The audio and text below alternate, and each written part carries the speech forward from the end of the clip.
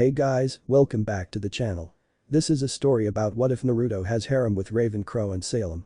Before I start, please support for more amazing content and do consider subscribing to my channel and share this video with your friends. This is written by NeonZangetsu and link in description and support writer. Let's start the video. Never travel alone. What happens when you kill a god? Does the universe collapse? Does reality cease to exist? Does everything just stop? No. No, it does not. You'd think it might, that it would, but really, killing a god changes remarkably little in the grand scheme of things. Gods. Monsters. People. They're all the same in the end. Some just take a little more time to die. No one lives forever. No one except me. You see, that's my punishment. I committed a crime that silenced the universe. Failure. That's right. I faltered when it mattered most. I couldn't save my people.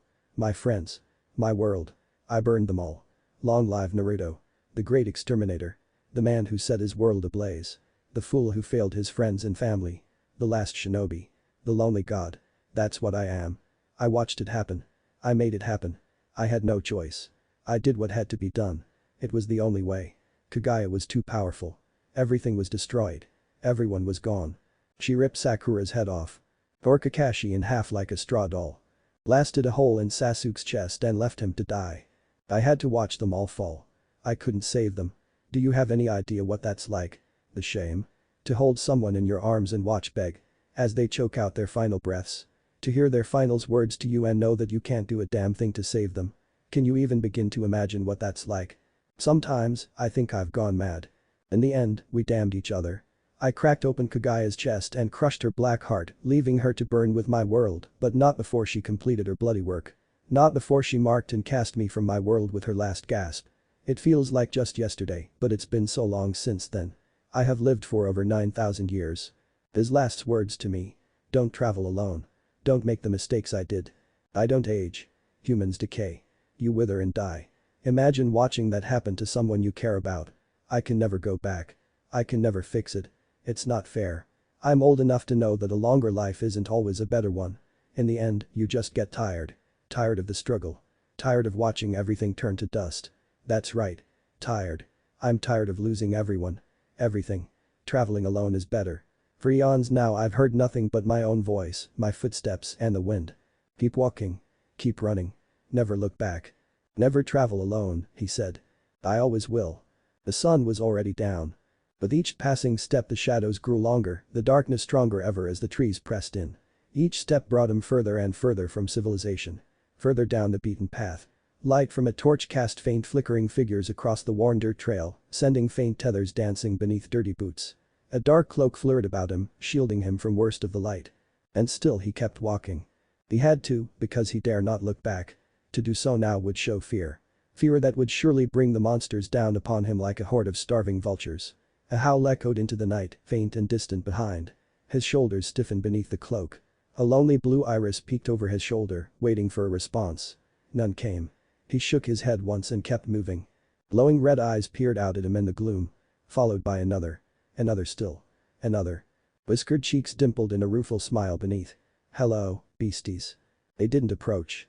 Their pack numbered 9 in all, but not a single one made even the slightest effort to otherwise impede him. If anything they shied away. Well. A blonde brow quirked at them as they threaded their way through the trees. What are you waiting for? Here I am. The lead wolf emerged first, pawing at the ground like some kind of bull. It was a great and ghastly thing, an alpha, its bony hide pitted and scarred from countless battles. And yet it shied away from him. Feared him, as mindless creatures should not. Some sixth sense held it at bay. It huffed and snarled at him, refusing to attack. That wouldn't do. Come on.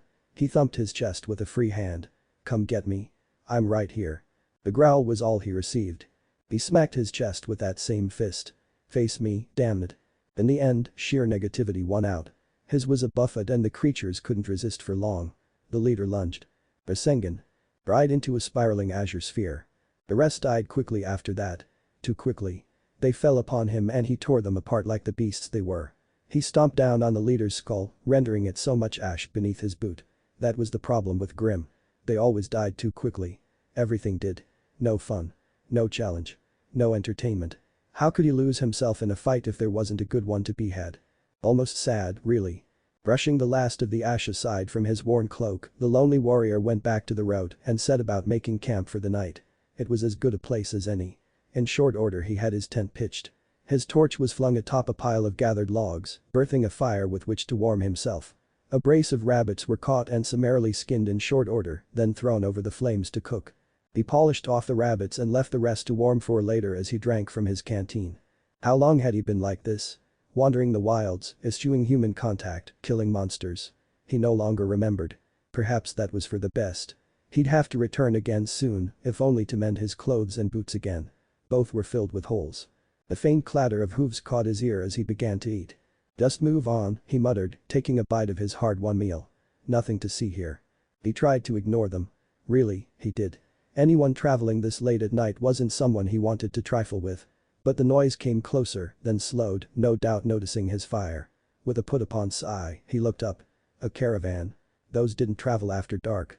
Not if they could help it. Yet still the noise came closer. There could be no denying it now. He stood with an effort, wincing a little as they came into view. 5 riders, each on a horse of their own. No, wait, he made a mistake. 2 cantankerous mules hauled a crude carriage laden with dark bundles, while a 6th rider guided the beasts. They were a motley crew all things considered. Clad in patchwork armor, their weapons simple. Even their mounts looked to have seen better days. To say nothing of the one who led him. Was that a person? It looked like a dumpling had eaten a man. The particularly wrought-on fellow led their merry band, sat astride a miserable destrier several sizes too small for his weight. Squat with thick jowls and yet thicker chin, he was most unpleasant to the eyes. His lips parted, revealing a golden tooth among other missing teeth. Greasy didn't even begin to describe him. His body wrapped in once fine green silks that were now stained with substances his mind would rather not imagine. "The evening, stranger." He called out to him. "What business brings you out this late?" The man didn't look up from his food. "Work." "Funny you should mention that." The rider guffawed. "We're conducting a bit off business, ourselves. Might I have the pleasure of your name?" For a moment he considered hiding it, as he'd hidden so many other things. In the end it simply wasn't worth the trouble. It didn't matter in the long run. He'd be forgotten soon enough. After only a moment's hesitation, he tugged back his cowl, exposing an unruly blonde mane framed by blue eyes and whiskered cheeks. Naruto. Strange name, that. The man massaged his chin with a meaty thumb. "I take it you're not from these parts." The ghost of a smile touched the blonde's face. "In a matter of speaking." "Ah, but where are my manners?" Much to his chagrin, the merchant at least he assumed he was such flung his arms wide. "I am Gareth the Great, trader of Mistral and son of the spiders." He took great pride in rolling up a sleeve to expose a strange arachnid tattooed upon a flabby wrist. Well, his girth was certainly great if nothing else. "Didn't ask for your name." "So you didn't." Piggish eyes met his, then flickered to his campfire and the food smoldering over it. "Is there room by your fire? My men and I have come a long way." There eked. Negativity for days. Rather than answer, the shinobi looked past them, their cart and mules alike. Something drew his attention. He spied movement near the carriage. "What's back there?" Gareth scoffed. "Nothing of importance. Just trash." Naruto leaned out further, eyes narrowing in the gloom. And then he saw it. He immediately wished he hadn't. Because there was a girl hitched to the cart. Bound behind the heavy wooden frame by a thick cord of rope. Hands trapped before her, clad in a ragged brown sack. And behind her, a boy. Pale of skin and dark of hair, each were worn down and beaten in every way, all cuts and bruises wherever he looked. Their heads hung low to their chests, and they refused to meet his eyes. A sliver of ice stabbed what passed for his heart these days. "What's their story?" Those two." Gareth grinned, exposing twisted yellow teeth. "Survivors of the Brandwin tribe." Blue eyes fluttered in a slow blink. "Never heard of them." "So you haven't. Nor will you, for their kind is no more." His grin grew twisted. "They were wiped out by the Grim. Blasted bandits. A pox on them." He turned his head and spat upon the road. "We found these two hiding in the woods." His low leer said what words wouldn't. "They'll fetch a fine price on the market, I think." Naruto blinked. An awful silence fell over the camp. This mustn't register on an emotional level. But it did. All the levels. Every one of them. Those words, that callous disregard for life, hit every switch on the way down until they boiled in his head. There were some lines that you just didn't cross. Unspoken rules that you didn't break if you knew what was good for you. Take the law of the jungle, for instance. Yet there was another law, one older and far more sacred that all the rules and of the universe put together. You did not hurt children. Naruto exhaled once, expelling a thin cloud of steam into the cold night air. Keen blue eyes narrowed to thin sapphire slits, orbs that slowly began to shimmer into gold as he drew upon the natural energy around him. It filled his veins, flooded his body, pushing away the malice of lethargy that had plagued him for the last century. He tilted his neck to the side, cracking it just so. I thought slavery was outlawed in the kingdoms these days. The riders before him chuckled to a man. Boy, this is Mistral. He received only a scoff for his charity. Miss Malachite rules here. Another name he'd never heard of. So much for that. Another avenue of attack, then. He pulled a bulging sack of lean from his pouch, held it out, and gave it a shake for good measure. The faint jingle of cash caught their eyes at once, and they followed it with greed in their hearts. How much for them? More than you have, I think. Gareth's grin turned sour. Now, I tire of this. Depart before my men take you, too. Naruto frowned. His arm withdrew, stowing the money away. This is my fire. My food. So it is, Gareth growled. But you have annoyed me, my friend, and wasted my time. His titanic bulk shifted atop his mount. Thus, it is mine, now. Naruto placed his empty hands together, forming a simple seal. The fat fool didn't notice, nor did he recognize the long-forgotten art. Few would. Only one person had seen his jutsu and lived to tell the tale. Unfortunately for these men, she was not here. No one batted an eye at it, mistaking his actions for the simple wringing of his hands. You'll take it from me, then? You're lean as well. The slaver added almost as an afterthought. Weapons too, if you have any. Another seal. I don't think that's wise. One of the men saw his twisting hands and urged their mount closer. A sword tickled the underside of his chin. I worked hard to build this fire, you know. Naruto didn't bat an eyelash. 3 seals in, now. There's enough room for you all so long as you let the kids go. In his peripheral vision, the girl's head snapped up. Oh, I don't care about all. Slow though he might be, Gareth rejoinder proved remarkably quick for one of his size. I only care about us. His neck craned toward him, uncaring of the blade. There will be plenty for you after I take my leave. Well, perhaps we want it all. Yes, he blinked once. You probably do. Your kind always does. I think the forest has left us a little gift, don't you? Gareth finally gave up the pretense of civility with an ugly sneer. Put a rope around it. Drag it behind us. Perhaps we can sell it with the others. Is that really the best you have? Naruto took another bite. You find a stranger in the dead of night, a man minding his own business, call him it and decide to kidnap him. A low growl pierced the night air. A man you know nothing about, a man who's sitting at a fire in the middle of grim-infested territory. Alone. One last seal came and went. Hey, boss. One of his men shrank back. This guy looks kinda familiar. Quite, Earl. He don't matter anymore. Gareth grinned down at him. You don't deserve my best. You're just a nobody. Merchandise. He drew a curved sword from his scabbard, flourishing it with clumsy grace. I'll do with you as I wish. Only I and my friends here matter. You are simply meat. Naruto laid down his meal. Meat, is it? Precisely. I simply don't care. So be it. He should have known it would come to this. It always did. He tried, and tried some more, but some people just wouldn't listen. I'm so old now. Gareth blinked. Beg your pardon. I used to have so much mercy, he continued on, unabated. You get one warning. That was it. His hands clasped and he inhaled deeply, lungs swelling with chakra. Do you know what the people call me in these parts? The head slaver scoffed. I suppose you're going to tell me. Naruto's head rose slowly, exposing bloodshot eyes. A soft sigh spilled into the night. Grimslayer. Then he exhaled. Fire. The first man fell with his horse, shrieking in a pillar of pure napalm. The second died with a knife lodged in his right eye. A third fell gibbering to the earth as a wicked genjutsu took hold of his mind and shattered it into 1,000 pieces. A fourth was only just raising his blade when Naruto ripped the staff from his back. He didn't flinch as the curved sword bit into his collarbone. Rather, he simply reached around and squeezed a trigger. Dust rounds barked, blowing a hole through his foe's chest. His companion was still climbing down from the carriage when an awful clanking sound filled the air. Metal whirred and shifted as his weapon deployed, turning a seemingly harmless metal rod into a wicked implement of death. Its shadow swelled over the man, forming a curved blade of a different sort. One attached to a navy instrument of the deepest darkest blue. His wrist twisted, bringing the massive two-handed weapon to bear. Another twist split the weapon at the base, forming not one weapon but 2 smaller blades. Twin scythes flickered and the driver's head bounced once as it struck the earth. Barrett's horse squealed and reared, taking the man with it. Huntsman. He howled. You'll die for this. The blade slammed into the earth. No. Free hands seized him by the shoulders beast and yanked it down. Not a huntsman. A flick of his wrist upended Gareth, spilling him into the mud as his horse cantered away. Something worse. But you. His shadow fell over the would-be slaver. You like hitting, do you? An open palm cracked across Gareth's face, sending him reeling to the dirt. The fat fop of a fool bridled. You dare strike one such as me. Slap. Blood sprayed as the pig's left eye was obliterated. Fool.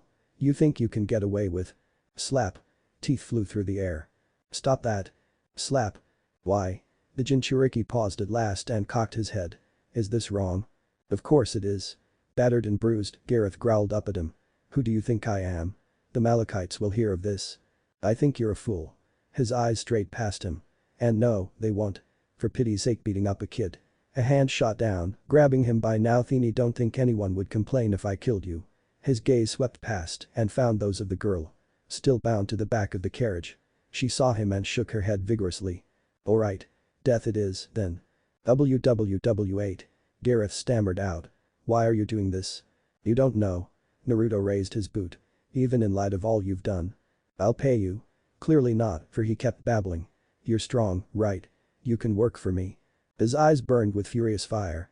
This is what it means to be unworthy of life. A single blistering kick cratered Garrett's ribs, blew through his torso, and smashed him into a tree. What remained of him slumped to the floor. A crimson puddle spread outward from the ruins of his stomach. His legs twitched once and fell still. Naruto lowered his bloody boot, glowering bloody red daggers at what had once been a man. Stay there and die. Only then did he turn to face the children.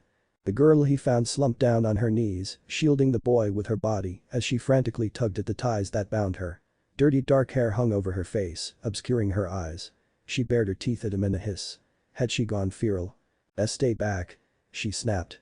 Leave me and my brother alone. The knife flashed out, severing the rope that bound her to the carriage. Relax. He dropped it and raised both palms to show himself unarmed. I'm not gonna hurt you. You got a name?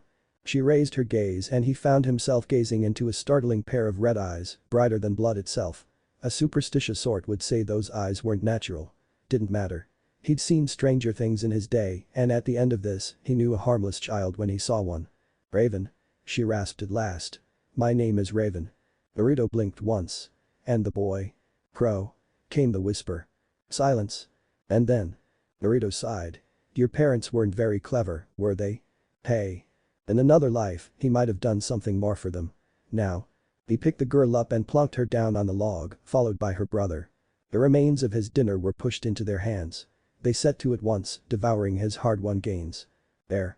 You can have my food. I've done my good deed for the day. He turned and spoke quickly, not mincing words. There's a small town not far from here. When he spoke, his voice held more bite than a steel trap. Pretty sure the rule of law still exists there. I'd move quickly. His gaze swept over them, trying not to linger when he saw the hope there. The two of you won't survive out here. You are not wolves, and this is a land of wolves now. Finish your food and leave this place. The girl finished chewing and blinked up at him. What about you? He bent down and retrieved his weapons. Forget you ever met me. As P said, Naruto turned and walked away. Blasted brats followed him almost immediately. No, no, no. Stop that. A blue eye glowered over his shoulder. You can't come with me. Go back. Shoo.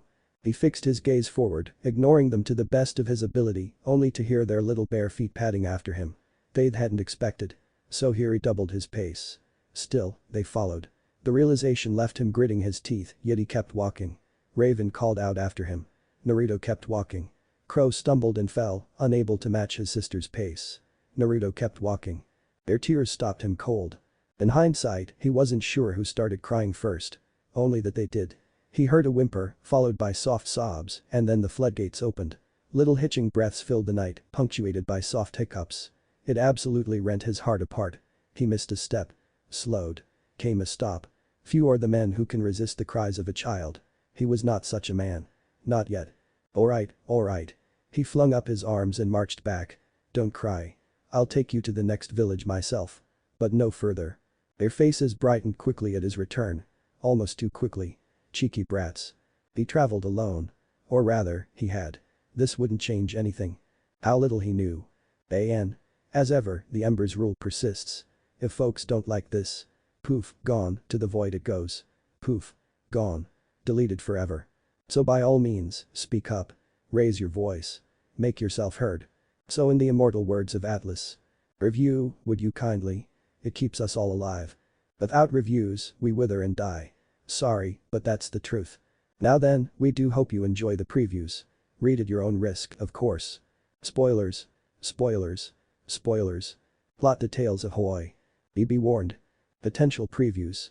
I'll take you two to the nearest orphanage. You're not staying. Not probably best if I don't let go of my legs. Brother and sister alike clung on tight, refusing to release him. No. I do wish you'd stop killing my Grim. He walked through the fire. That was the terrible thing. He never raised his voice. Not once. Not a word. His gaze was deep and unknowable, like the endless ocean itself. It should have terrified Raven. But it didn't.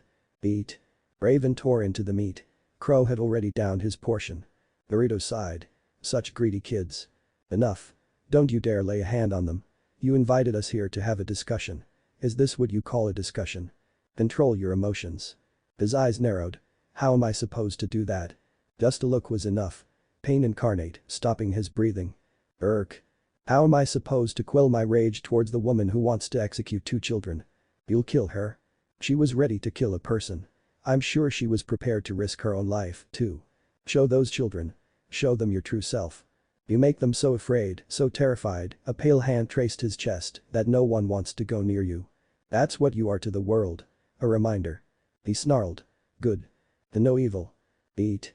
Raven regarded the meal before her with wide eyes. Breakfast. A whole plate just for her. Red eyes flitted left. Right. Left again. Down to the breakfast set before her and Qrow. Her brother looked just as flummoxed as her. He'd been stunned into silence by the food. She'd find no help there. And so she hesitated. In that hesitation, paranoia reared its ugly head in her heart. She nudged the food with her fork, half expecting it to turn to smoke when she stabbed it. Was this a trick of some sort? Had the food been poisoned? Were they about to be kidnapped again? It was all too much. She'd slept for an entire day, but to wake to this. She swallowed once and tried not to drool. We can have this food. It's ours. You both can. She watched their patron him she simply called the Whiskered Man, for he'd not given them his name set another plate before her on the table. Well. Eat up. He sat down across from them and began to tuck into his own meal. I paid good lean for our rooms and that food. It would be a shame to waste it. Raven looked to Qrow again. He shrugged helplessly. I mean, if he's paying. The Whiskered Man quirked a brow at them. If you don't eat it, I will. Raven's stomach needed no further provocation. She attacked her breakfast with the ferocity of a starving animal. It was a massacre. There were no survivors. Off the fluffy eggs and chocolate chip pancakes he provided, none escaped. She devoured them all without hesitation, downed the glass of orange juice he'd given her, and licked the plate clean. Qrow had already downed his portion by the time she turned around. Brother and sister exchanged a singular glance and came to a conclusion in the same moment. Each held up their now empty plates in unison. More. The other brow rose to regard them both. More. The spot of color hit little Raven's face. Pride warred with hunger until the latter knocked it down and strangled it. You couldn't eat pride. Pride didn't get you shiny new clothes, she really did like her red and black tunic and breeches. Nor a bath, and certainly not warm shoes for your feet. And she was starving. Pride crumbled like a dusty urn. Worthless. Qrow whistled softly, the traitor. Damn, she actually said it. See? Her words drew a rusty chuckle from their patron. That wasn't so bad. We are of the Branwen tribe. She huffed, trying to preserve some specter of her dignity. We're strong. The strong do not beg over much. Rather than rise to her jab, the Whiskered Man waved the innkeeper's daughter over. Raven only took a cursory notice of her. Tall. Wavy dark hair and striking green eyes. The young woman collected their plates with a bow, blushed when he offered her a bit of lean, and scarpered back into the kitchen with his order. Only then did he turn back to face them. You do realize your tribe is gone. She slammed a fist into the table. The tribe will rise again. With just the two of you? Bit unlikely, isn't it? Well, that eyebrow climbed higher, nearly touching his hairline. Unless your tribe was into some questionable practices. I don't judge. Qrow stuck out his tongue, startling her back to the present. Yuck. Disgusting. We'll find a way. Raven grit her teeth. When we're older. We'll recruit people. We won't let it end the way it did. The way it did. The Whiskered Man leaned forward, planting both elbows upon the table to regard them. And how did it end? Oh, how that reminder burned. Memories seared through young Raven's thoughts like a brand, reminding her of that god-awful night. The night her world came crashing down. She remembered the end of her people. How could she not? There had been a cloaked figure who came in the dead of night. Whomever they were, they'd appeared at dusk, promising riches and glory to all who would do her bidding. She sought soldiers, recruits for her cause, some grand scheme Raven hadn't understood. Some had listened.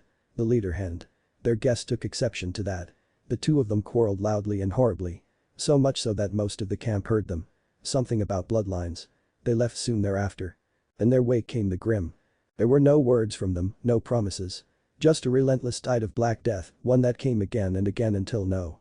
She shook herself out of the memory with a toss of her head before it could consume her. She didn't want to remember, didn't want to believe that the two were connected somehow, but the timing of the woman's arrival, the monsters who had come not even an hour later beggared belief. Yet she dare not speak it, if only for fear of summoning her from the black. In the end, Qrow found his voice before her. It was the Grim. We didn't stand a chance. We ran, while the rest were slaughtered. I get it. The whiskered man bobbed his head. Shame you two went through that, but good riddance to the rest. Raven's jaw clicked open. What? Your tribe was a band of killers and thieves who grew too big for their britches. She flinched beneath the weight of the whiskered man's gaze. Do you have any idea how many people they terrorized? How many lives they took? No. When she didn't answer, it was his turn to shake his head. They had quite the bounty on their heads altogether. I would have dealt with them all myself, eventually. He cocked his head, considering Raven anew. And you want to start them again? Of course. Raven bridled. It's our birthright. Their birthright was to die, or barring that, be sold like cattle at the market. His gaze was ice on hers, stealing the heat of her fury away as winter did summer. If I hadn't taken you in, you would not be here now to insult me. The same gaze swept over a quailing Qrow. You'd be someone's pet at this very moment or worse. Think again before you speak ill of me and my kindness. Raven slammed to her feet. Why you? Qrow yanked her back down. Not the time, sis. Her eyes met his for all of an instant and she saw the fear there. She looked back to their protector and saw something far, far worse. That was the terrible thing about the whiskered man. He never raised his voice. Not once. Not a word. He always spoke to them calmly and quietly, as a doctor might their patient. Even now he expressed no outward sign of anger with them. His gaze was deep and unknowable, like the endless ocean itself. It should have terrified Raven. But it didn't. What it did was silence her. But children do not bear the sins of their parents. Their patron sighed at last, shoulders slumping in weariness. You have nothing to fear from me. You're blameless in this. How old are you two? Raven glared at her feet. 9. 9. Naruto's head struck the table with a dull thud. Well, that's ironic. He recovered, sighing. How did you survive that night? I already told you, Qrow's brow furrowed. We ran while the others. I gathered that much. He flashed at the waitress another bit of lean as she returned with their second helping. I meant why? Those ice blue eyes narrowed upon them. Why would the Grim ignore two terrified children in the forest at the dead of night? They would have been drawn to you like a beacon. So why was it that Gareth and his men found you first? Brother and sister exchanged a glance and a shrug alike. Naruto pressed them. Have either of you unlocked your aura? Yeah. Qrow muttered. That piqued his curiosity. Semblances. Raven could but shrug. None that we know of yet. Interesting. His face turned contemplative, but only for a moment. He noticed their longing glances toward their plates and nudged them forward. Fine, go on. Eat up. The siblings tore into their second portion before he even touched his. When he caught them glancing at his own meal, he slid it their way. From there he continued to ply them with food until they were finally content. In nearly no time at all, Raven lost track of how much she'd eaten. She subsided only when her stomach could take no more. Qrow outpaced her. Of course he did. He'd given her all his food when they were captured. Now he was free to feast to his heart's content. Naruto sighed and regarded his now substantially lighter wallet as they finished her feast. Such greedy kids. So Qrow gulped between hearty bites. Are you a bad guy or something? That earned him a blink. Now, why would you call me that? You killed those slavers. Raven wiped her mouth with a napkin. Good guys, she grimaced, huntsmen, they don't kill. What was he? Their owner? Protector? Something else entirely? Chortled softly at those words. Good and evil aren't mutually exclusive. And I'm no huntsman. Bull. Raven frowned. We saw your weapon. Only a hunter wields those. You mean this? An awful clank filled the inn as the rod on his back unfolded into that wicked weapon. A strange blend between a scythe and a saber staff. He tugged it free and brandished it once, hooking the wicked blades through the air before returning them to his shoulders. Raven quivered a little at the sight. Qrow grinned. I want that. An awful beat of silence passed between the three of them. Never travel alone, the whiskered man muttered to himself. Another laugh, this one sharper than the last. Seems I'm cursed to have chatty companions. Raven tilted her head. You're not making any sense. He shook his head. No, I suppose I'm not. When neither answered the unspoken question, he finished his drink and set it down. Let me put it this way. Good is worth a world or an entire life, but evil is also worth a world and an entire life. He upended his now empty mug and planted it atop the table before setting both hands atop it. To the men I slaughtered, I am undoubtedly evil. They likely had sons and wives and daughters, all of whom will go without now that I've slain them. Just as quickly his hand rose, one wing against the other. And yet to you and Qrow, I am good, because I took you in, gave you new clothes, a warm bed, and food. He granted the two of them a long look, followed by a rusty laugh. Funny how things work, isn't it? But why did you do it? Raven countered. You didn't have to help us. Yet you did. His face closed down. Because I chose to. When he finally spoke his voice was hoarse. Don't read too much into it. Once we're done here, I'll take you two to the nearest orphanage. Both of them stiffened and he made a pointed effort to try and look away. This town's big enough. There's bound to be one around here somewhere. What? Panic bleated in the back of Raven's mind even as her breath hitched. No. No, no. He couldn't. He won't, would he? He'd brought them to the next town as promised, Youth hadn't said anything more about that, had he? Her heart sank when she realized he hadn't. As far as he was concerned, he'd fulfilled his oath to the letter. Qrow looked at him with grave eyes. You're not staying. No, the whiskered man tugged up his cloak and made to stand. Probably best if I don't. Raven lurched to her feet after him. But we don't even know your name. Ancient blue eyes met hers. Here at last, Raven felt fear. Though the whiskered man looked young, she knew he wasn't. In that instant, she felt the full weight of his years. It was like a giant looking down at an ant, trying not to trot upon them. Upon her. Be glad you don't. Neither budged. DCH. He sighed. You're not going to let this go, are you? Qrow got up first. Raven followed. Brother and sister alike moved as one mind. One body. The whiskered man looked down. Frowned as he realized he couldn't move properly. Back my arms. He sighed. Now, please. Raven clamped down on his right arm. No. Qrow seized his left. You can't go. Together they clung on tight, refusing to release him. DCH. Naruto raised his right arm and Raven yelped a little as she found herself hauled off the ground with ease. She clung on regardless, little legs kicking in the air. Qrow was not so lucky. The whiskered man tore his left limb free from her brother, as though he weren't even there, reared around, and grabbed Raven by the scruff of her neck. She bit him. Blue eyes met red as he scowled at her. Raven stood her ground well, not ground per se, but she still clung on regardless. She dare not let go now, if only for fear of falling and hurting herself. Naturally she did the only thing she could, though it galled her pride. Please, don't go. The words burst from her, had him rearing back in surprise. Don't leave us here. Teach us to be strong. His face twisted. You don't know what you're asking of me. We do. Qrow grabbed onto his side. Please, Mr. Naruto. Eh?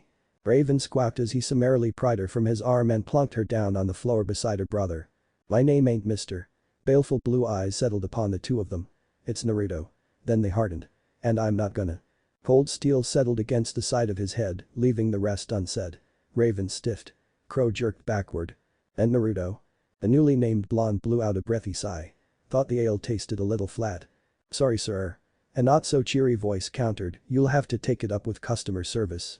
Their waitress scowled back at him, eyes narrow and intent. The very same woman Raven had once dismissed now glared bloody red daggers at their patron, clutching a heavy pistol tight in her right hand and a heavy knife in the other. Looked like she knew how to use both, too. With the barrel of the former all but pressed to his head, she had nowhere to go. So why did he look bored? Miss Malachite sends her regards. Is that so? Naruto pivoted a little regard the would-be assassin before him, uncaring of the metal pressing against his temple. And why would she want a word with little Almi? Don't move. The false waitress snarled. Do that again and I'll blow your brains out. He smiled at her. It was not a nice smile. Still haven't answered my question. The gun trembled. She knows what you did to Gareth and his boys. Qrow sucked in a sharp breath. Raven hissed. Does she, now? Naruto clicked his tongue in kind. Thought I killed all those idiots. You did. The woman bit out. One of them was my brother. Do you have any idea how little that narrows it down? The one you burned. Her knife slammed against his throat, nearly ripping it open. He died yesterday. Our best surgeons couldn't save him. With his last breath he described you. Your face. Everything. She raised her voice before he could respond. Listen up, you lot. This is spider business. Everybody out. Now. Everyone went mad. Someone saw the gun and screamed. That was the catalyst for all that followed. Men clamored over women, women swept children into their arms, and children bawled. Everyone and anyone making fools of themselves in their haste to get away. Women clamored over one another, nearly beating the door down to get away. Raven yelped and ducked behind Naruto's legs for safety. Qrow joined her, riding out the storm behind the immovable pillar that was their guardian. He didn't flinch once throughout. Only once the inn was emptied did Naruto speak. Raven. Qrow. 3 steps back, please. There was a steel-like quality to his voice that had both obeying instantly, but his gaze had already snapped back to his would-be killer. What's your name? Why should a dead man care? His smile thinned, just a little. Indulge me. Scarlet. The gangster snarled. My name is Scarlet. Alright. Scarlet. He tented his hands and looked her dead in the eye. I'm only going to say this once. Your brother. The one you're so upset about. He was a slaver. His palms parted as he craned a lone thumb over his shoulder. See these kids? He was going to sell them into slavery. Scarlet snarled. You lie. Qrow bridled. He's telling the truth. She summarily ignored him, refusing to look his way. Listen to the boy. I'm many things, but a liar isn't one of them. Whatever you thought of your brother, he was no saint. So yes, he hooked both thumbs in his belt. I ended him. The world is a better place for his death. He didn't step forward, but his shoulders tensed. Killing me won't bring your brother back. No, but it'll make me feel better. Scarlet slammed him back against the bar. You won't be missed, murderer. Maybe not. Naruto spread his arms wide. Alright. Go ahead. Take your shot. Raven winced, praying for a miracle. Something. Anything. Scarlet pulled the trigger. I will. The bolt of black light pierced the nearest wall and drilled through her forehead. It was a clean shot, her mind thought absently. Through and through. In one end and out the other. The assassin was dead before her body even realized it. As she looked on, the vengeful woman tottered back, stumbled half a step and touched a hand to the tiny, glistening hole in her skull. She tried to speak. Say something. Anything. All she managed was a wordless, her eyes to one side, dead long before she hit the ground. Naruto hadn't done the deed. He looked just as surprised. I might have something to say about that. Not a heartbeat later, the door swung open and death stalked through. That was the only name Raven could think to give this being. For the very sight of them undid her. They wore the guise of a woman. A terrifying specter shrouded in darkness, with eyes like fire, hair of ash, and skin pale. Her right arm was only just now falling, allowing the girl to glimpse red veins pulsing furiously against her pallid flesh.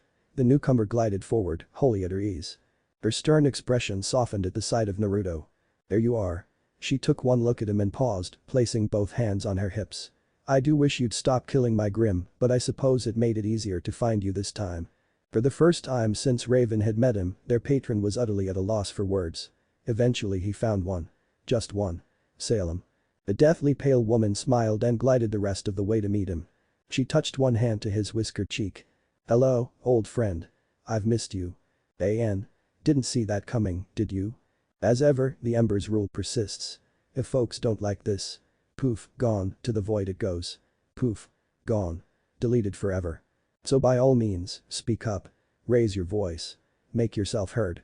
So in the immortal words of Atlas. Review, would you kindly? It keeps us all alive. Without reviews, we wither and die. Sorry, but that's the truth. Now then, we do hope you enjoy the previews. Read at your own risk, of course. Spoilers. Spoilers. Spoilers. Plot details ahoy. Be warned.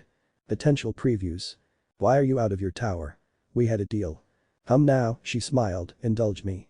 Can I not have a bit of fun? She leaned past him. What's this? You've taken a pair of little birds under your wing. How quaint. You walk too fast. No, Naruto looked back, hiding a tiny smile. You're just tired. Raven growled. No doubt she meant to sound fierce. Coming from a half-starved child, it was singularly sad. Her eyes narrowed, flitting to his legs, then his unprotected back. One could almost see the gears grinding in the back of her head. Here it comes. She slammed into his shoulder. Parry us. No surprise, there. These were bandit children after all. With a bit of food and rest they were well on the way to recovery. Take the woman. The ringleader gestured with his saber. She'll make good stock. Salem smiled. It was not a pleasant smile, one with far too many teeth. Yahumans. She bit out the word. You never change. And who are you? Naruto stepped back. Oh, dear. I understand, she prattled on. Really, I do. Believe me, Ozma and I were hands-on with your kind. Real hands-on. For ages, he was so sure that if we kept stepping in, teaching, punishing, that you pathetic creatures would grow up. But it only stayed the same. And I saw that I needed to step away, even he didn't. Let them find their way. Being over-involved is no longer parenting. It's enabling. But just this once. Her hand rose, cradling a dark orb. I'm going to make an exception. You should feel honored. I know I'm a disappointment, but you're wrong about humanity. He pushed himself upright, wiped blood from his lip, and sat down again. Sure, they're weak. They cheat and steal and destroy and disappoint, but for all of that, they also give. And create. And they sing and they dance and they love. And above all, they never give up. I used to be like that, once. I never, ever gave up. Oh, those were the days. Perhaps we should wipe them out, then. I cannot save you. I can't even save myself. That's alright. We don't need saving. Such greedy kids. The take from another is tantamount to evil. From the moment we are born we practice this art. Perfecting the sin we've inherited. That's what life is. A continuous series of compounding sin. It is life itself that draws us into the darkness. I have accepted my fate. I know that I am evil. As are each and every one of you. Now, let's practice a different sin. No fear. Salem. There were few things that could surprise Naruto these days. No, wait. He told a lie. 3. There were 3 things in this rotten world capable of catching him off guard. His mood was one of them. Because frankly, after an eternity walking the face of Remnant, his temper could be downright mercurial at times. Second came people themselves. Even after all he'd seen and done for them, they still managed to baffle him at times. And last but not least, the wild, wicked, wanton woman standing before him. It also begged another question. Why was she here? She was every bit as he remembered her. From her startling red-on-black eyes and silver hair to her sleeveless dark robes. Indeed, she made no attempt to hide her chalk-white skin whatsoever, not the pulsing veins in her arms, nor the throbbing red lines in her face. He knew what the latter signified. She was in a good mood and thus, happy to see him. It was impossible to miss. And make no mistake, there was a small part of him that felt the same. He saw it there in her eyes, for they burned like so much fire in her skull. He noticed it in the subtle curve of her lips and remembered a time when they had crashed against his own. He beheld it in the deliberate sway of her hips, the way she stalked not walked. Across the room toward him. Not as a predator might their prey, but from one monster to another. For that was what they were. Monsters. He had burned his world to save it. She had silenced hers for misguided vengeance. Different means, different methods, but the truth remained. They were, the both of them, destroyers of worlds. Hello, old friend. She touched a pale hand to his whiskered cheek. I've missed you. Even as he bridled, she leaned and pressed her lips to his right cheek. It's so good to see you again. Contrary to popular belief, they were quite warm. He shook a little, and not from fear. Why are you here? Is that all you have to say to me? She planted a fist on her hip and cocked it to one side. Am I not owed a word of thanks? I saved your life. Naruto scoffed. You know that wouldn't kill me. Yes, but regenerating would have been an inconvenience for you. So? She was going to play that game, was she? Fine. It took 2 to tango, after all. Why are you out of your tower? His temper, thinly leashed, broke free at last. We had a deal. Now, she smiled and leaned past him, idly butting her shoulder with his, indulge me. Can I not have a bit often? Her words trailed off as she beheld Little Qrow and Raven. Her eyes flashed with thinly veiled glee. Naruto knew that look. How many times had he seen it since they'd met? More than he could count. It was the look of someone who was plotting something, which wouldn't have been so bad really if it weren't Salem doing the plotting. Many a scheme had given him many a headache over the centuries, and this looked to be a migraine among migraines. Salem, no. He made a grab for her, to no avail. Whatever have we here? In a flash she flowed around him and leaned forward to regard the frightened children. You've taken a pair of little birds under your wing. How quaint. There was no malice to be found in that endless gaze, only the wry amusement of a being who had seen it all before. What are your names, dears? Come now, speak up. Neither Raven nor Qrow made so much as a peep. Quiet little things. The pair flinched under her gaze. I thought you were traveling alone these days. I am. Naruto set his jaw and refused to give her the satisfaction she sought. And they're chirpy little things once you get them going. And truly, my eyes deceive me. She turned to face him with a wry smile. His brow furrowed. You still haven't answered my question. Am I not allowed to indulge in a bit of amusement every now and again? An awful thought occurred to him just then, one he no choice but to voice. Does he know you're out and about? Her smile snuffed itself out like a blow candle. Ozma. The name dripped with scorn, even as those raving red eyes rolled in mild derision. That old fool hasn't the foggiest idea where I am. No, she cooed and glided back to him to lay a pale palm upon his chest. I've been waiting a long time for this. I'll not let him run my fun. Don't engage. He told himself. This is what she wants. We had an agreement. And I have kept my end of the bargain, have I not? She lifted her chin in churlish defiance. Humanity still thrives for the most part. From there, she made a show of inspecting her black nails. I suppose I could return to my tower and plot the destruction of mankind once more. Her eyes slid to Raven Qrow, and her voice became silken with menace. Would you like me to start with them? He moved to block her with his body. Oh? She tilted her head just so. Then you'd rather I stay? Naruto grit his teeth. She was trying to irritate him, exasperate him. It was what she did. They'd spend decades needling one another. She knew how to get under his skin like no other, as he did her. He could rouse her to a towering fury if he wanted, but he simply didn't care to it momentaven if she did badger the hell out of him. Salem read his thoughts on his face, plain as day. Is it working? Yes. Lovely. She clapped him on the shoulder. Let's be off, then. Off. Naruto balked at her rapidly retreating backside. Off where? Wherever we're going. A blood-red iris regarded him over one shoulder as she ran a hand down her flank. What's that human saying? She touched a finger to her chin. It's not the destination, but the journey. I believe that's the one. You may lead me on a tour of the province, if you wish. I shall allow it. We? Naruto bit back a growl. There is no we. I. Something bumped into him. He looked down, only to find Raven holding onto his arm for dear life. Worse still, Qrow had somehow gotten a hold of his leg when he wasn't looking. Poor kids looked terrified. He supposed that was to be expected. Salem had that effect on people. His gaze swept back to Salem. Her smile was insufferably smug. A sigh burst out of him. We'll need supplies. The children gave a ragged cheer. This is only temporary. The pale lady was scary. The whiskered man Naruto was scarier still. Qrow knew it, and he was fairly certain Raven knew, too. Even a blind man could see that these two were not the sort to be trifled with. When you grew up in the Branwen tribe, you learned a thing or two about predators, both animal and otherwise. Sometimes the worst were those who wore human skin, who pretended to be human, even when they were anything. These two. They were predators alright, real alphas, the kind you didn't want to screw with. No, he decided as he trailed after them, they weren't your run-of-the-mill monsters. They were worse. Anyone who stood against them was in for a bad time. And yet his fate in Ravens was bound to them now. You're staring, boy. Qrow stiffened and looked away. Salem had fallen back while he was lost in his thoughts. Now he found himself walking beside her, not behind her.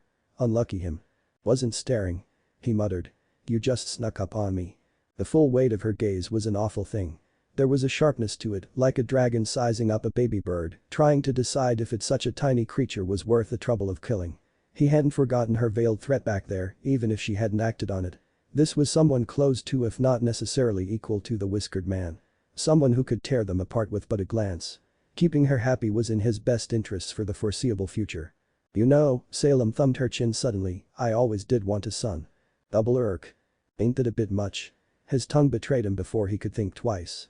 Seems there's some steel in you after all. Her hand descended upon his head, lightly tousling his hair. Good boy. This was going to be his life now, wasn't it? So what's his story? His gaze flitted to Naruto's broad back. You seem to know him pretty well. It is not my tale to tell, child. A pale hand patted his head. Perhaps he will regale you with it one day. Her lips pinched in a rare frown. Provided he doesn't slip away again when I'm not looking. He always was difficult to track. The ghost of a smile returned once more as he looked on. I went through a great deal of effort to arrange this. He'd best appreciate my work. A flash of bitter realization struck him. Arrange this? His mind flashed back to that awful night. The woman who had Kamish had pale skin.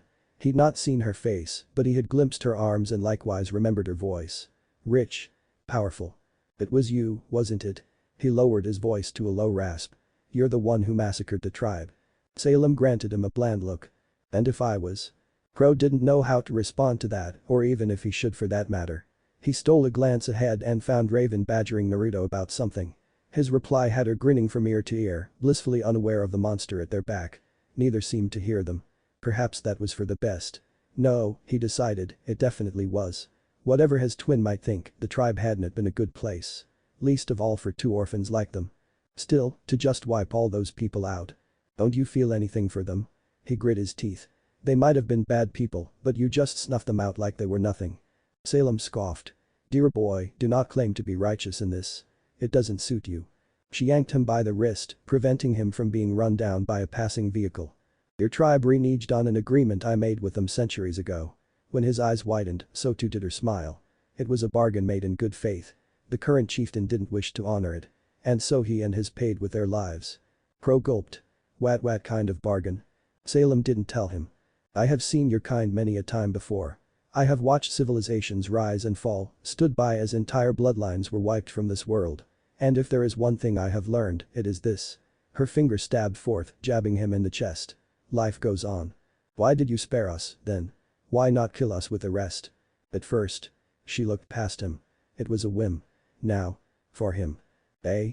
Qrow followed her gaze just in time to see Raven leap at Naruto's back and cling on like a spider monkey. I did not think he would find the two of you. When next she spoke, her voice was almost a whisper. Let alone take pity for your plight. And yet he did. He's walked this wretched world for so very long now. Always alone, ever apart from the rest. I believe he needs you just as much as you need him. Qrow blinked at that, somewhat taken aback. It's actually pretty nice. It is. Baleful red eyes fixed upon him. Speak a word of this and I'll cut out your tongue.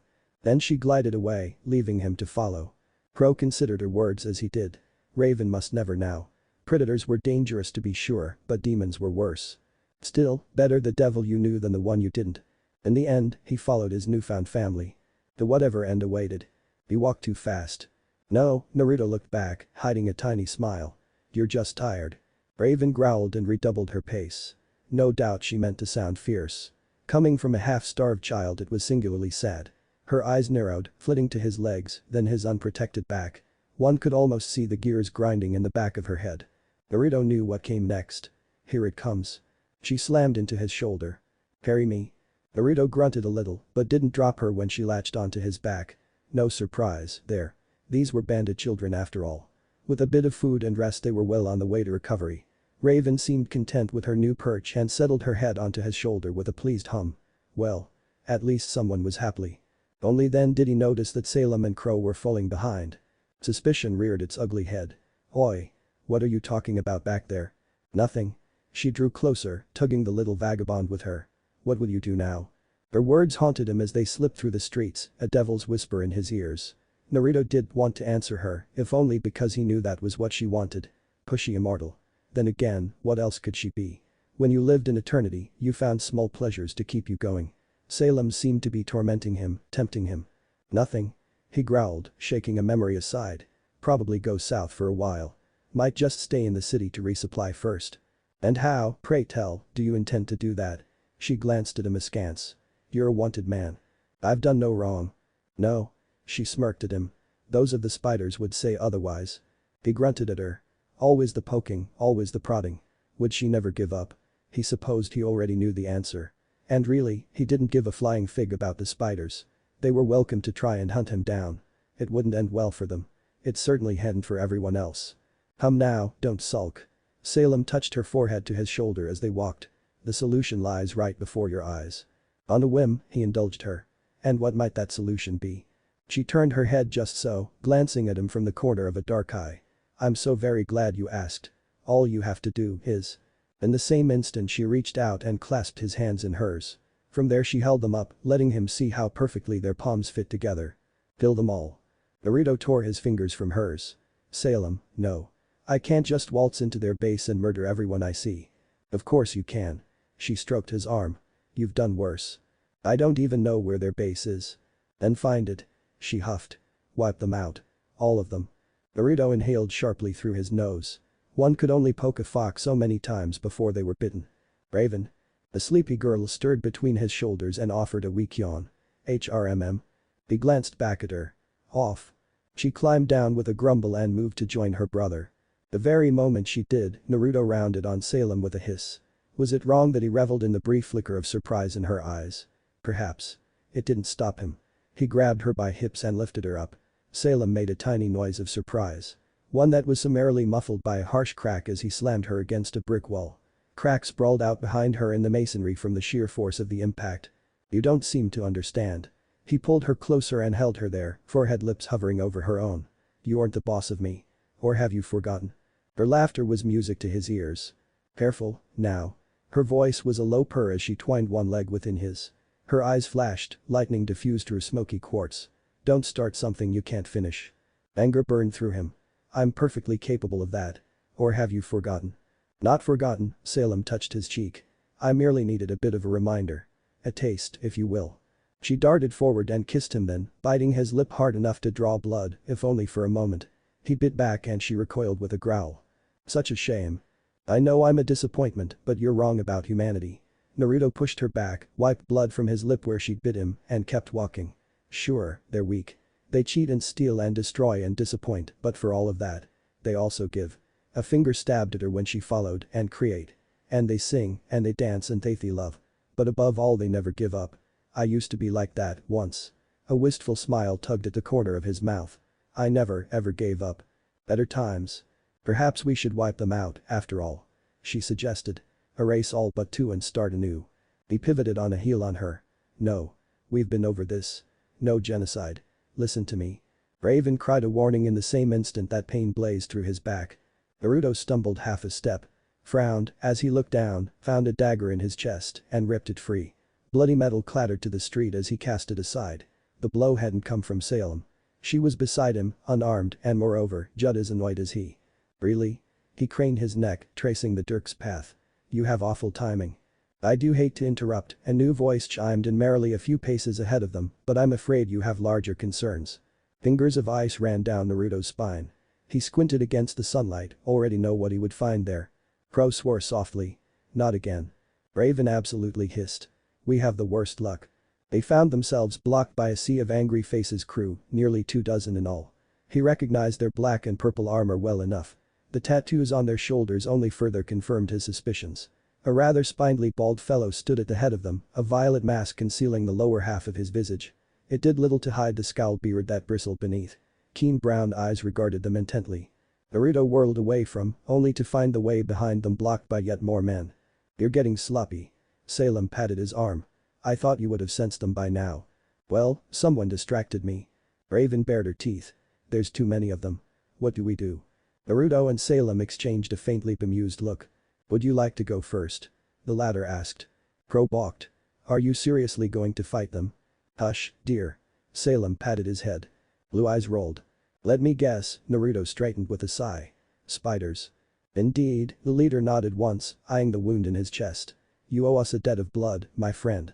Also, his gaze straight to Raven and Qrow, causing both to quiver. I see you have taken our merchandise as well. Surrender the children to us and I can promise you a quick death. Qrow latched onto Salem's skirts. Raven all but dove behind Naruto's legs. Yeah, that's gonna be a hard pass from me. Sorry. Indeed. Salem sniffed. We are no friends of yours, churl. Is that so? Thuggish eyes focused on her. You may well be by the end of this. I think not. Look buddy, you cannot fathom the amount of dead men behind me. Naruto pivoted to face them, careful to stamp down his temper. Or her. Her thumbed a hand back at Salem, whose expression had grown dark and darker still with every word. You don't want this fight. Walk away and tell your boss to leave us be. You'll save a lot of lives if you do. A moment of awful silence passed between them. Fill the rest, but take the girl. At length the ringleader drew his saber, a bloody red blade with a flowering flourish. It swept toward Salem. She'll make decent breeding stock. Salem barely batted an eyelash at the insult. Unfortunately for you, I'm quite spoken for. I find that highly unlikely. Credit where it was due, this man gave as good as he got. Who could ever love such a hideous creature as you? She twitched a little at that and he threw his head back, braying like a donkey in what could only loosely be called laughter. How gauche. I'll have you know I am a lady, good sir. Ha. Yet more laughter now, rippling through the ranks of his men. I'd pay to see the man who would call you that. Naruto winced. Why was he making this worse? Salem smiled, then. It was not a pleasant smile, one with far too many teeth. He drew Qrow and Raven back behind him. Too little, too late. Wait, Qrow whispered. Why is she pissed all of a sudden? Raven's scowl redoubled. Yeah, what gives? You're about to find out. Yahumans. Salem all but bit out the word. You never change. Always making fools of yourselves. Always putting your foot in your mouth. Always barreling headlong into extinction. Well done. A plume of hot steam escaped her mouth when she exhaled. Truly, congratulations. I'm angry now. I hope you're happy. I'm sorry, my lady, the leader scoffed, mocking her title. Did I touch a nerve? Naruto whistled. You pressed the Ozma button. That got him a blink.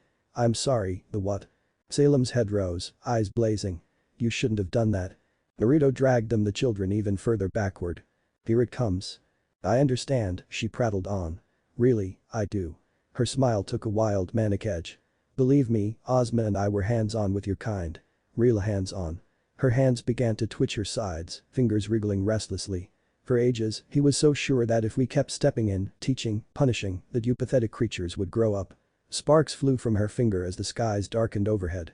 But it only stayed the same. And I saw that I needed to step away, even he didn't. Their leader balked. Lady, what are you on about? Hush, child. She flicked a hand at him and his head vanished in a fine red mist. I'm ranting. His headless corpse crashed backward with nary a sound.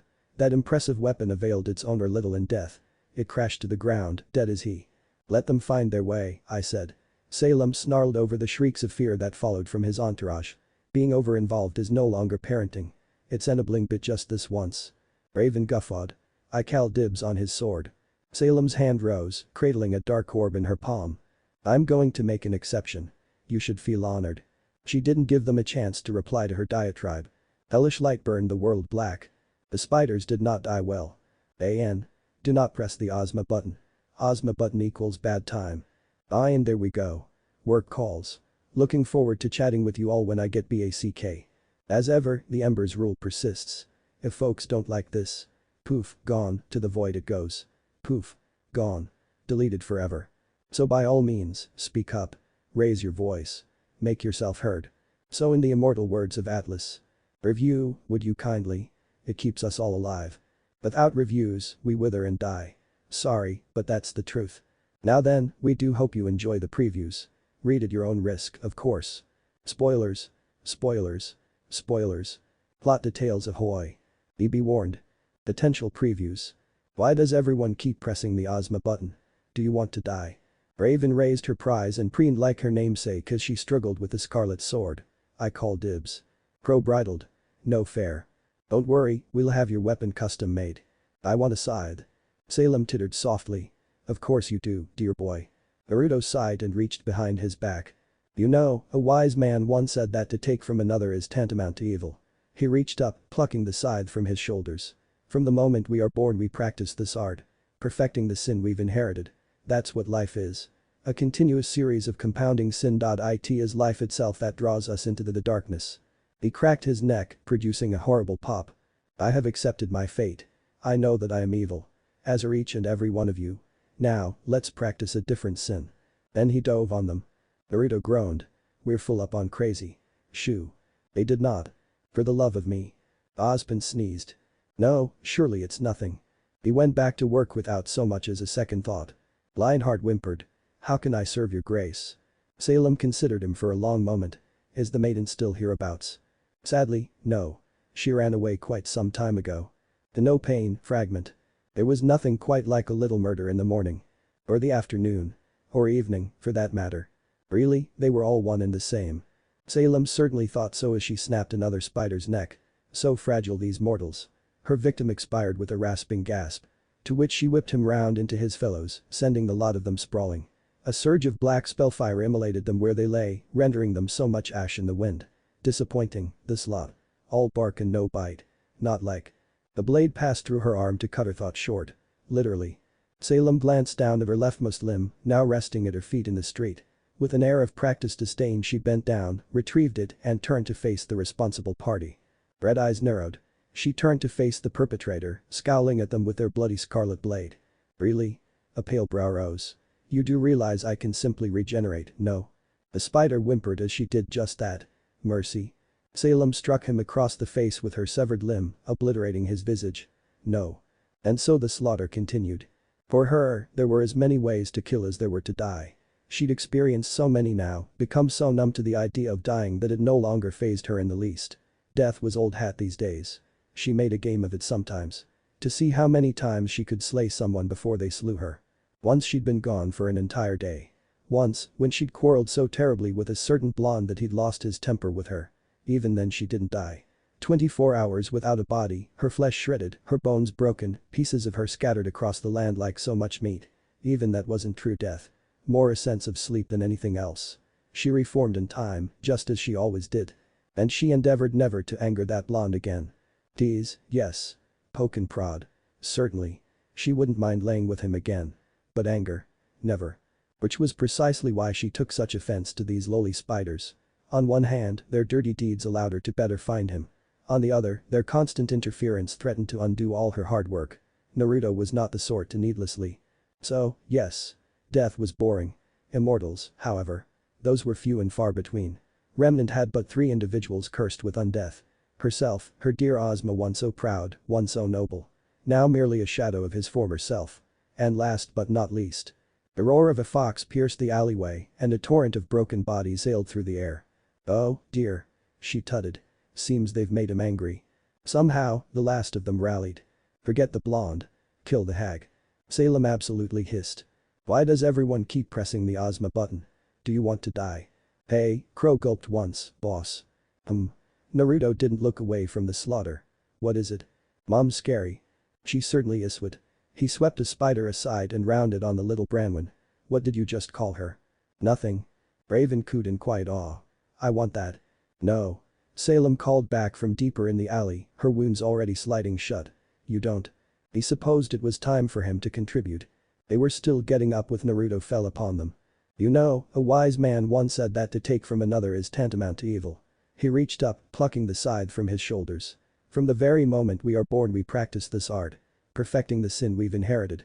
It swept down, lopping heads from necks as surely as wheat from chaff. That's what life is. He hummed but a little when they tried to flee. A continuous series of compounding sin. It is life itself that draws us into the darkness. He cracked his neck, producing a horrible pop. I have accepted my fate.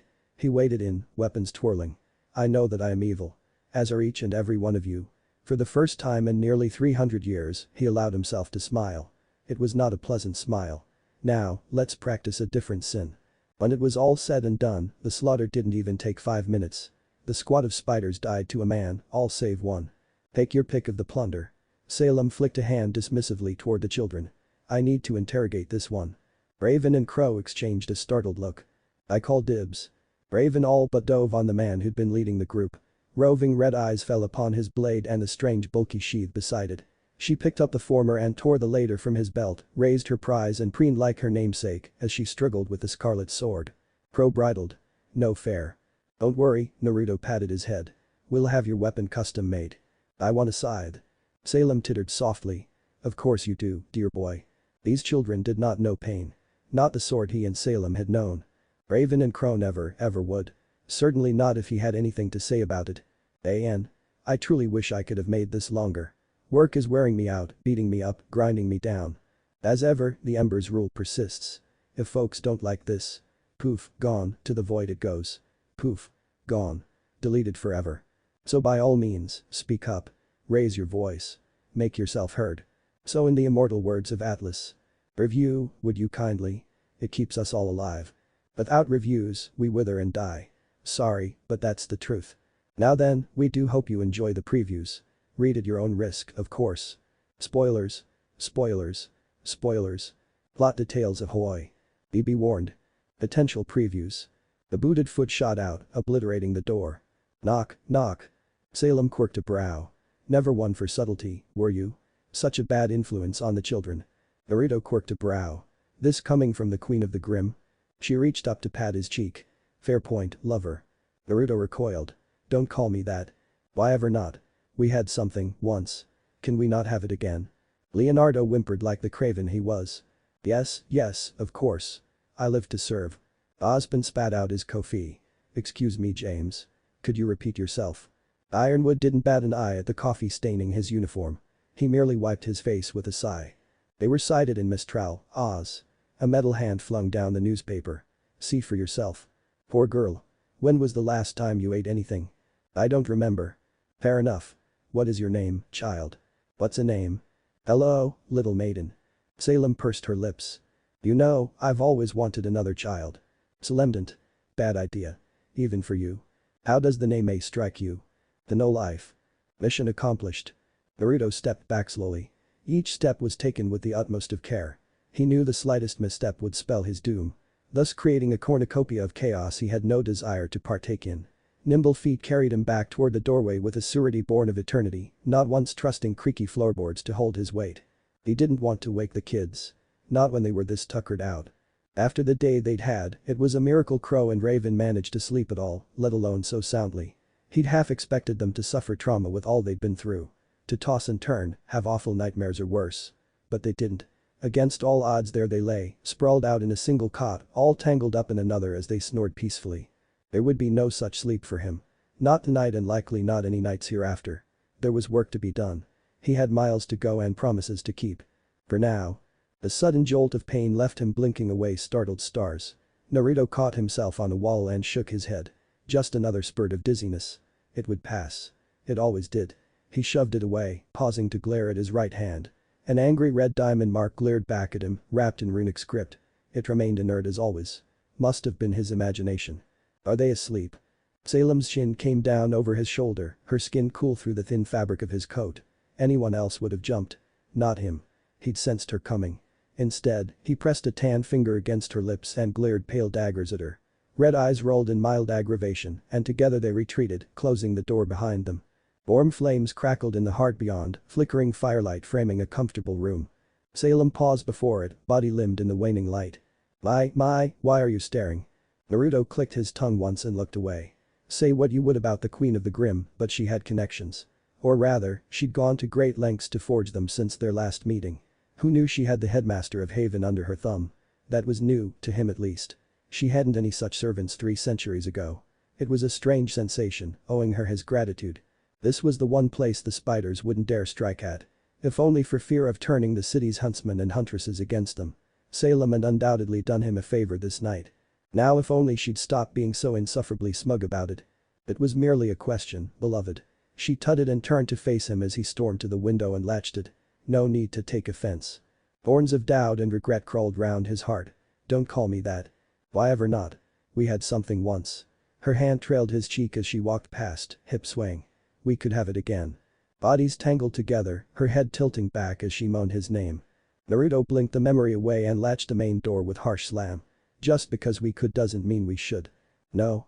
He found dark iris regarding him over her shoulder when he pivoted back. If I were to offer myself to you again, here and now, would you refuse? His throat went drier than a vacuo afternoon. Another memory hit him before he could suppress it. Her body sprawled out against his, fingers tangled in her hair. Red eyes sparking with desire as he held her close, her lips biting at his ear. She ran a hand down her flank, fingers tracing her rear in an overt invitation. Is that a spark of interest I see? Naruto stomped past her and flung himself down onto the couch. It came as something of a relief when she didn't follow him. Relief became concern when she leaned against a nearby wall instead. Subtle, Salem was not. Certainly not when it came to matters of the body. He'd beaten the brakes off her in the past in more ways than one. She'd been after him ever since. Tonight she was more determined than ever. Don't be so cold. Her voice was the sweetest sin. I've done all this for you, after all. Those children are safe now, because of me. He read the intent in her words and drew himself up. You actually want to stay here? In Haven? Are you mad? Not at all. Salem diffused his scowl with a small smile. The headmaster here, Leonardo, is quite beholden to me as you've seen. Full lips quirked in a sly smile. Moreover, the children will be safe here while you go about your work. They would. There could be no denying that. Which would in turn allow him to dismantle the spiders.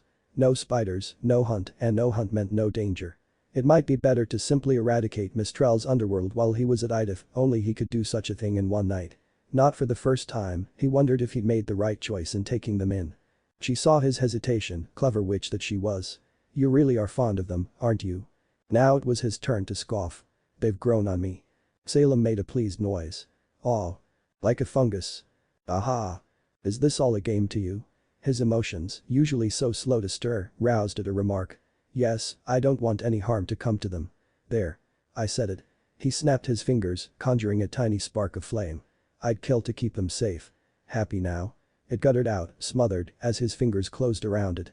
But I'm not about to slaughter the entire city because you think it's prudent. One of the logs cracked in the hearth, split down the middle. The fire faded further still, casting waxing shadows across the room.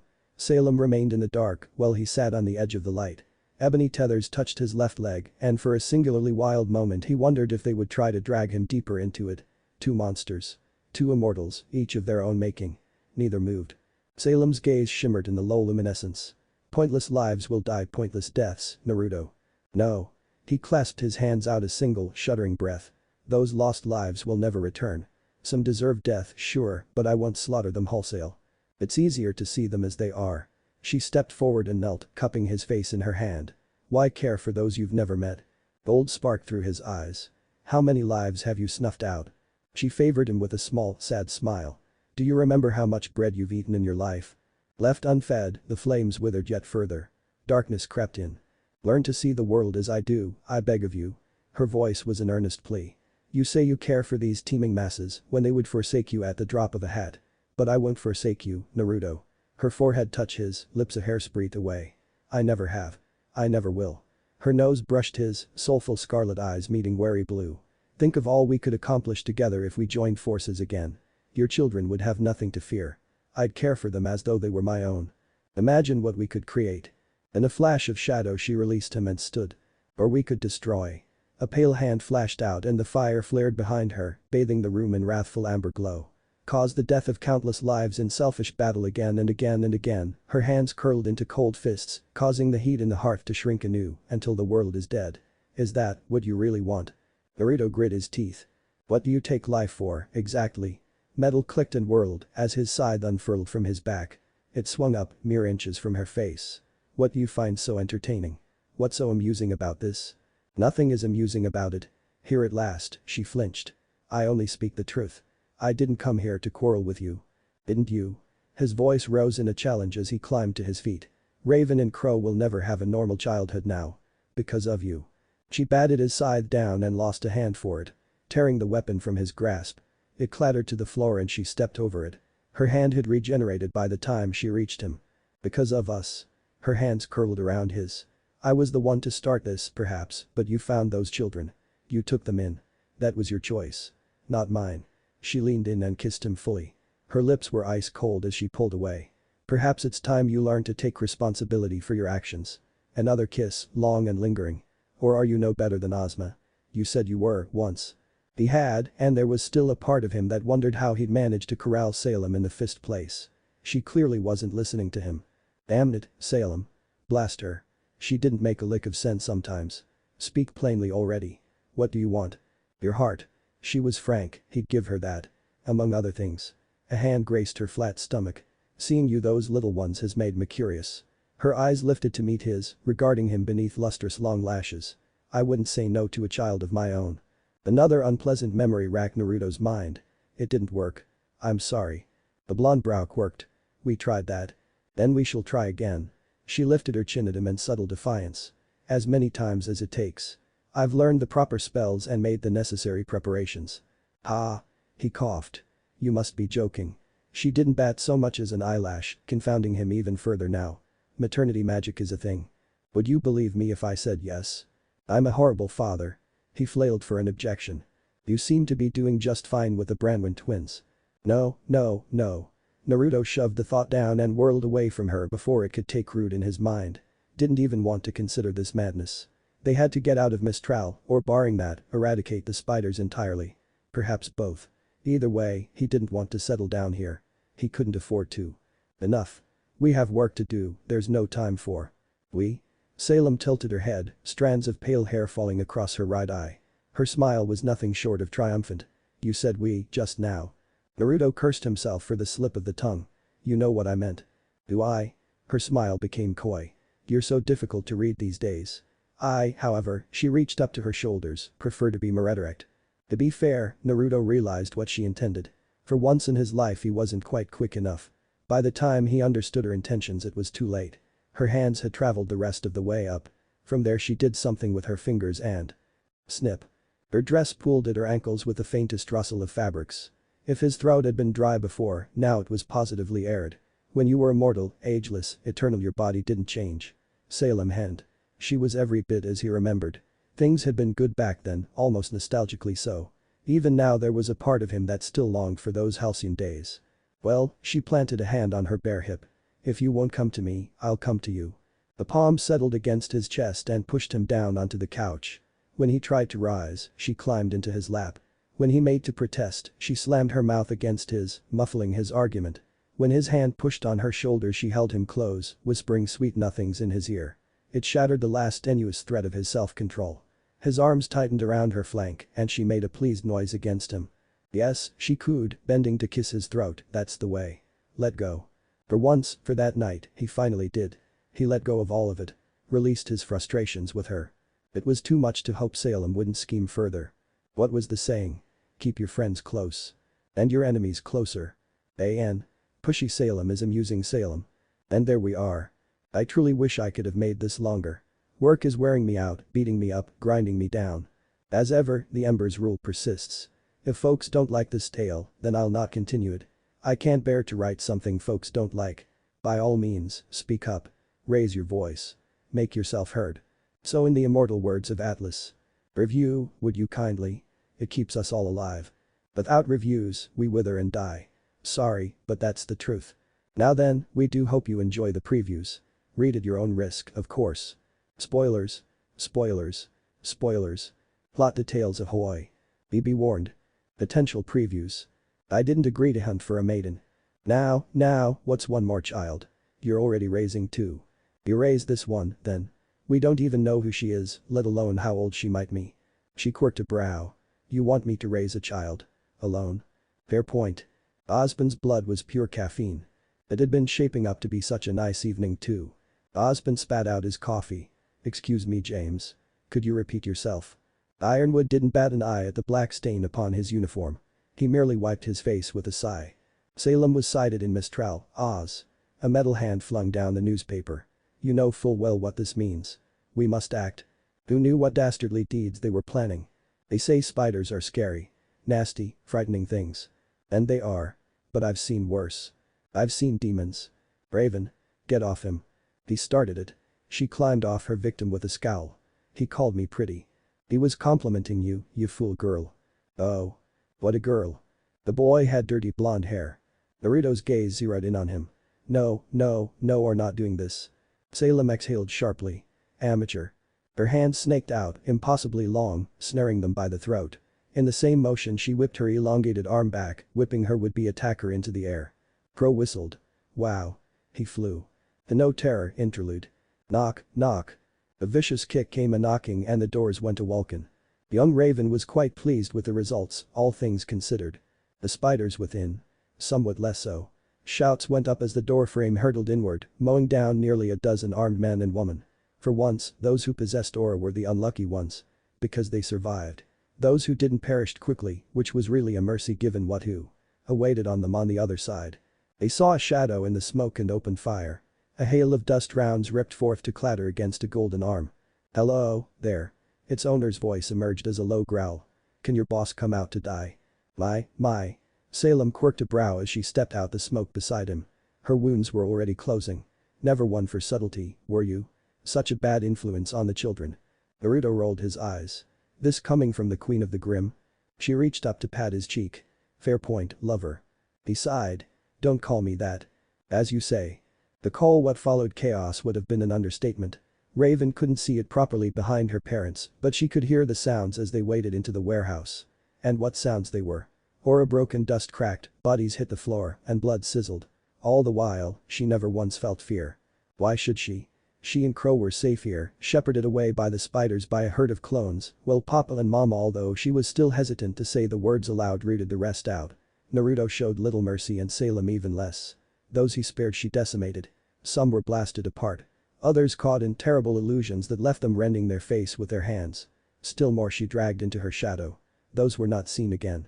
Some might say it was a bad idea to bring children to a brawl, but here in this moment, there was nowhere else Raven would rather be. After all, how could you learn to kill without watching? Maybe that was her stunted upbringing talking again. You didn't grow up normal in the Branwen tribe. And now here she was, the last of them. Her and Qrow. And this was what you did to your enemies. You terrified them so badly, made an example so foul that they'd never think to rise against you. Hey, sis. She looked away from the slaughter. Qrow nudged her with an elbow. You're smiling. She supposed she was. The spider did not live up to his namesake when they finally found him.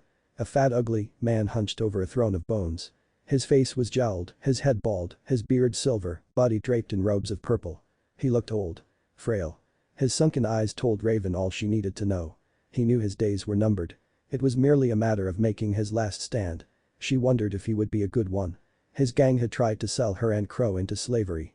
As far as she was concerned, this was his just desserts. If you kill me, more will come. The old man raised a wizened hand. Not merely my daughter and the remaining spiders, but every other gang in Mistral will mark you as their enemy. Let us talk this over like civilized folk. That was the fear talking. Raven knew it. They knew it. So did the spider. He had nowhere to go, and so he fell back upon the tried and true tactics of a coward, trying to talk his way out of certain death. Craven. Red eyes straight to the curious mecha-shift weapon at his side, a weapon he made no move to draw. Craven. He could at least go down fighting. I have friends in high places, powerful friends who can pay you a great deal of lean. His voice peaked when neither Naruto nor Salem responded. You have but to let me go you and you will be rich beyond your wildest dreams. Naruto shook his head. A tempting offer. Salem tutted softly. Unfortunately for you, we're not feeling civilized today. Your organization harmed our children and hunted us. The debt must be repaid, not in lean, but blood. Wretched fools. The spider sprang up, weapon in hand. I am Spider of Mistral. I am J-No-Slint. I have powerful friends across Remnant. I shall not go quietly. His mecha-shift weapon barked.